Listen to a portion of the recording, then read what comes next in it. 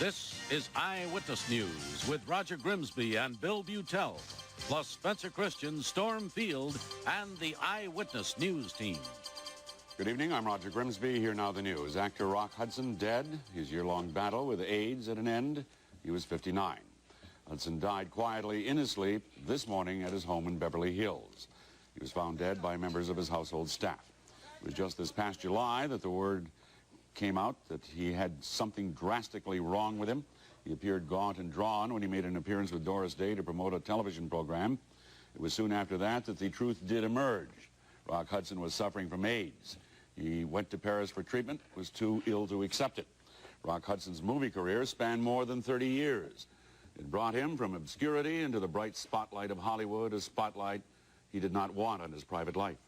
Joel Siegel here now with a look at that career. Roger, his real name was Roy Scherer Jr. He took the name of his stepfather and became Roy Fitzgerald. Hollywood made him Rock Hudson. Hollywood made him over. Hollywood made the image so far from the man. But Hollywood did make him a star. Hello, Jet.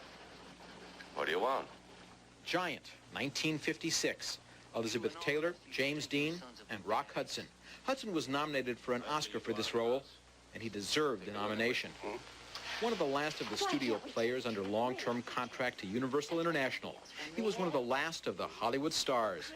When his agent asked if he could act, Hudson said, no. The studio taught him how. And a dozen forgettable features like Bengal Brigade. And Hudson learned. You know, you've gone out with a lot of men in your time. But this is the jackpot. Pillow Talk, 3 years after Giant. Hudson didn't want this part. He was, after all, a star. He wanted to be a serious actor. This film made him a romantic lead and a superstar. Through the 60s, only 2 Hollywood stars had more box office clout, Elizabeth Taylor and Cary Grant. And you can see why.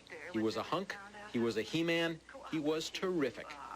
Miss Morrow, why are you so fascinated with my personal affairs? I'm not fascinated, Mr. Allen. Revolted. You don't see me going down to the phone company complaining about your affairs. I have none to complain about. It figures. Off-camera, off-screen, the private man was intensely private. The studio's press machine linked him romantically with co-star Doris Day, but his homosexuality was an open secret in Hollywood even then. To stop the rumors, the studio arranged a marriage. Phyllis Gates, his agent's secretary. The marriage lasted less than 3 years, and Hudson, his friends say, was embittered by the calculating charade. The so-private man became even more private. Last year, he starred in Dynasty, and Hollywood noted how old, how thin, how tired he looked. He knew he had AIDS. In July, he collapsed in a Paris hotel. The French are doing experimental AIDS research, and rumors erupted. Flown back to the United States, the disease was denied. Cancer of the liver, a hospital spokesman reported. Hudson had told an interviewer just a few months before, "My secrets will die with me." He was wrong. And then the star of 60 films played his most powerful role. Yes, he said, I have AIDS. Thank you to all. I'm not happy that I have AIDS, he wrote less than 2 weeks ago. Burt Lancaster read his letter to a Hollywood benefit that raised millions for AIDS research. But if that is helping others, I can at least know that my own misfortune has had some positive worth. Rock Hudson, almost in spite of the Hollywood hype and the name change and the He-Man looks, was a very good actor. It would be nice if that were all that had to be said. Bill? Thank you, Joel. Word of Rock Hudson's death, of course, spread very quickly today through the Hollywood community. Paul Dandridge of our sister station, KABC-TV in Los Angeles, covered the story there. He's standing by now on how the news was received when it was announced in the capital of the movie world. Paul? Bill, as you know, this was coming. Everybody knew it was coming, and still, it was a shock, especially to that world that we call the Hollywood community. He was a professional, he was a gentleman, he was a kind man, the things being said by many people, including Aaron Spelling, who he last worked with on Dynasty. Word got around, people came up to the house, but generally it's been a rather quiet situation. As you know, Hudson was diagnosed more than 2 years ago. It got very serious about 2 months ago when he checked into UCLA after coming back from France. At that time, of course, a source close to Hudson indicated to me that he had about 2 months to live, and that was 61 days ago. It became rather serious, of course, in the last 2 weeks, and in those last 2 weeks there was little they could do for him except make him comfortable. The coroner arrived at Hudson's home in Bel Air at 10:45 this morning as friends gathered and emotions ran high. Rock Hudson had been in and out of consciousness over the last 2 days, and word is he died peacefully.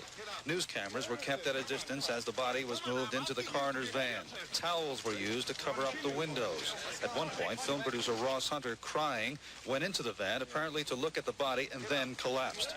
After about an hour at the house, the coroner moved out, but there was trouble with 2 photographers for 2 London newspapers. They were trying to get shots of the body inside the van. You won't be stopped. Stay with me, Chris. Don't you have family that you love? Ross Hunter had talked to Hudson just last night. What did you say to each other?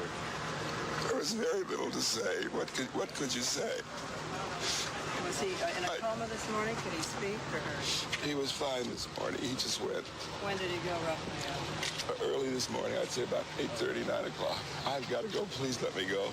His fans really want to know. Have you anything to say for the fans? Just that he was the best friend I ever had in the world. And we sort of grew up in this business together. People have asked, did I ever work with Rock Hudson? What a gentleman he was. Very kind. Very quiet-spoken. Completely unostentatious. I never had the feeling that he had a sense that he was a star. The word, of course, from Mr. Hudson's people is that he does not want flowers. He would rather see donations sent to the American Federation for AIDS Research. That was the organization that he helped found, and he gave $250,000 to. It was, as you notice, a rather unpleasant scene when his body left here, and a lot of us just wanted to wish that we could disassociate ourselves with some of the other paparazzi who were here. Incidentally, the doctor who was his own personal physician, Dr. Rex Kennemer, was here. He's also the physician for Elizabeth Taylor, and she had a comment through a spokesman today. She said, "I love him and he is tragically gone. Please, God, do not let him die in vain." Funeral arrangements have not been completed at this point. This is Paul Dandridge in Los Angeles, back to Bill Butel in New York. Thank you very much, Paul. Actress Elizabeth Taylor is in seclusion in Los Angeles, but she did give us this emotional reaction to Hudson's death. As Paul Dandridge said, I love him and he tragically is gone. Please, God, I hope he is not in vain. That was Elizabeth Taylor's remembrance of Rock Hudson. Roger? The world was shocked last July when the announcement was made that Rock Hudson did have AIDS, but the disclosure also served to create a new awareness of the disease. AIDS crisis centers and hotlines flooded with people wanting more information on the mysterious disease. Suddenly it wasn't a hidden illness anymore. I think his case has brought many people in this country to realize that this disease is not a disease of the underworld. That people who are beloved, who are wealthy, who can afford the best medical care in the world, nevertheless can die of it. Ms. Grimm also mentioned the fact that Rock Hudson had donated much of his own personal wealth to AIDS research.